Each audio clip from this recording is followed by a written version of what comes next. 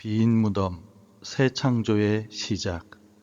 요한복음 20장 1절에서 18절 말씀. 안식 후 첫날 일찍이 아직 어두울 때에 막달라 마리아가 무덤에 와서 돌이 무덤에서 옮겨진 것을 보고 시몬 베드로와 예수께서 사랑하시던 그 다른 제자에게 달려가서 말하되, 사람들이 주님을 무덤에서 가져다가 어디 두었는지 우리가 알지 못하겠다 하니, 베드로와 그 다른 제자가 나가서 무덤으로 갈새 둘이 같이 다름질하더니 그 다른 제자가 베드로보다 더 빨리 달려가서 먼저 무덤에 이르러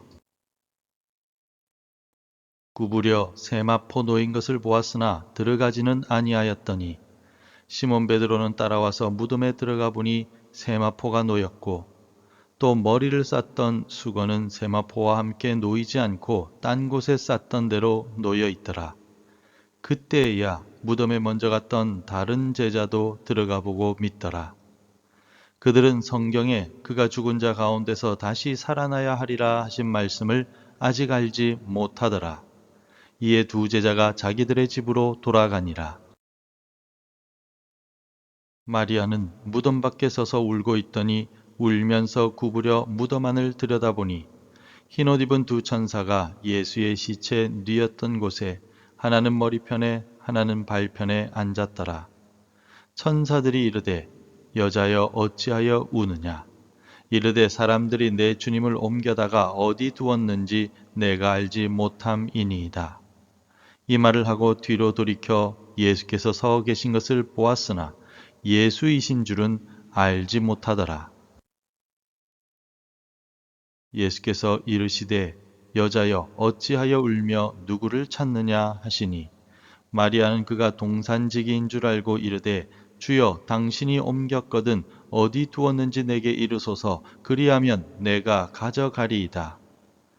예수께서 마리아야 하시거늘 마리아가 돌이켜 히브리 말로 랍오니 하니, 이는 선생님이라는 말이라.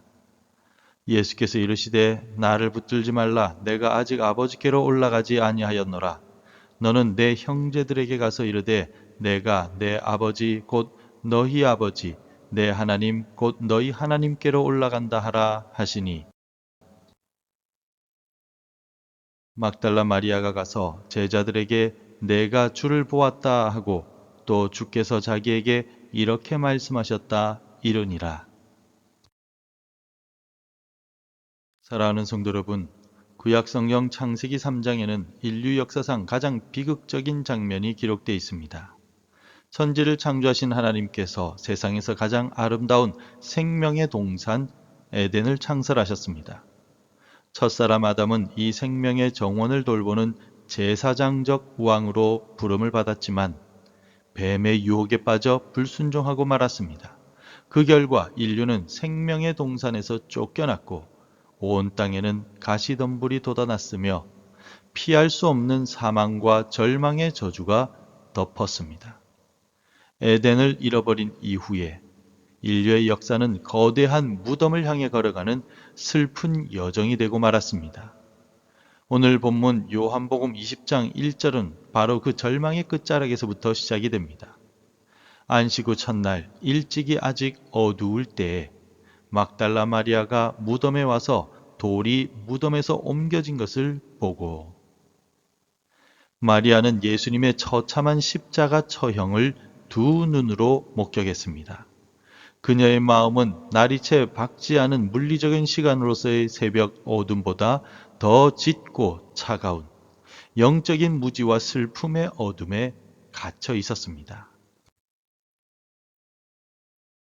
우리의 삶에도 이런 아직 어두울 때가 찾아오지 않습니까? 예기치 않는 육신의 질병이나 경제적인 붕괴, 사랑하는 사람과의 사별이라는 상실감 앞에서 우리는 캄캄한 무덤 곁에 서 있는 것 같은 끔찍한 절망을 경험합니다. 마리아는 자신이 사랑했던 예수님이 영원히 죽어 과거의 기억 속에만 머물러 있다고 생각했습니다. 심지어 시신마저 도둑 맞았다는 착각 속에서 숨조차 쉴 수 없는 큰 고통을 느꼈습니다. 하지만 여러분, 하나님은 우리의 가장 깊은 어둠의 자리, 가장 깊은 무덤 속에서 세상에 비치신 예수 그리스도의 생명을 이 땅에 나타내셨습니다. 무덤에 달려온 제자 베드로와 요한이 발견한 것은 참담한 시신 훼손의 현장이 아니었습니다. 본문의 6절과 7절은 이렇게 증언하고 있습니다. 시몬 베드로는 따라와서 무덤에 들어가 보니 세마포가 놓였고 또 머리를 쌌던 수건은 세마포와 함께 놓이지 않고 딴 곳에 쌌던 대로 놓여 있더라. 성도 여러분, 무덤을 덮고 있던 돌이 굴려진 것과 가지런히 놓인 수위는 기독교 신앙이 결코 꾸며진 신화가 아님을 증명합니다. 1세기 유대인들은 사람이 죽으면 3일 동안은 영혼이 시신 주위를 맴돌지만 3일이 지나 얼굴이 부패하면 영원한 죽음이 확정된다라고 굳게 믿었습니다. 우리 예수님은 바로 그 3일이라는 절대적인 죽음의 기한을 채우심으로써 인간의 잣대로도 돌이킬 수 없는 완전한 죽음을 통과하셨음을 입증하셨습니다. 만약에 도둑이 시신을 훔쳐갔다면 다급한 상황에서 그 값비싼 세마포를 정교하게 벗겨내어 원래 형태대로 정돈할 시간과 여유가 있었겠습니까? 결코 아닙니다. 저명한 신학자 레온 모리스의 해석처럼 흐트러짐 없이 정돈된 세마포와 수건은 도굴설을 원천적으로 반박하는 가장 강력한 증거라고 말합니다. 예수님의 부활하신 몸은 옷을 풀지 않고도 결박을 통과하는 영광스러운 신령한 몸이었던 것입니다. 하지만 베드로와 요한은 이것을 눈으로 관찰하고 심지어 깨달아 알았음에도 불구하고 여전히 성경을 온전히 깨닫지 못한 채 집으로 돌아가 버리고 말았습니다. 이성적인 지식과 관찰만으로는 부활의 능력을 내 삶 속으로 가져올 수가 없습니다. 그래서 우리는 부활하신 우리 주님과의 인격적인 만남이 필요한 것입니다. 제자들마저 떠나버린 텅 빈 무덤 앞에서 마리아는 홀로 남아 하염없이 눈물을 흘리고 있었습니다. 슬픔에 눈이 가려진 그녀는 부활하신 예수님을 곁에 두고도 알아보지 못한 채 부활의 주님을 동산지기, 다시 말해 정원사로 착각하고 있었습니다. 15절 말씀입니다. 예수께서 이르시되 여자여 어찌하여 울며 누구를 찾느냐 하시니 마리아는 그가 동산지기인 줄 알고 이르되 주여 당신이 옮겼거든 어디 두었는지 내게 이르소서 그리하면 내가 가져가리이다. 이 장면은 사도 요한의 깊은 신학적 의도가 담긴 위대한 문학적 표현이라 할 수 있습니다. 라이트라고 하는 신학자가 강조했듯이 우리 예수님은 참으로 참된 동산지기가 맞으십니다. 첫 아담이 불순종으로 잃어버리고 망쳐버린 에덴 동산을 마지막 아담이신 예수님께서 십자가의 피 흘리심으로 죄의 가시덤불의 저주를 뽑아내셨습니다. 그렇습니다. 예수님은 온 우주를 영원한 생명의 동산으로 재창조하러 오신 위대한 정원사이신 것입니다. 그 위대한 창조주께서 눈물 짓는 마리아를 향해 긴 신학적인 변정을 늘어놓지 않으셨습니다.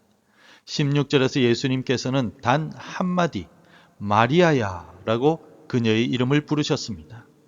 요한복음 10장에서 목자는 자기 양의 이름을 각각 불러 인도하여 낸다라고 하신 그 말씀이 지금 바로 성취되는 위대한 순간이었습니다.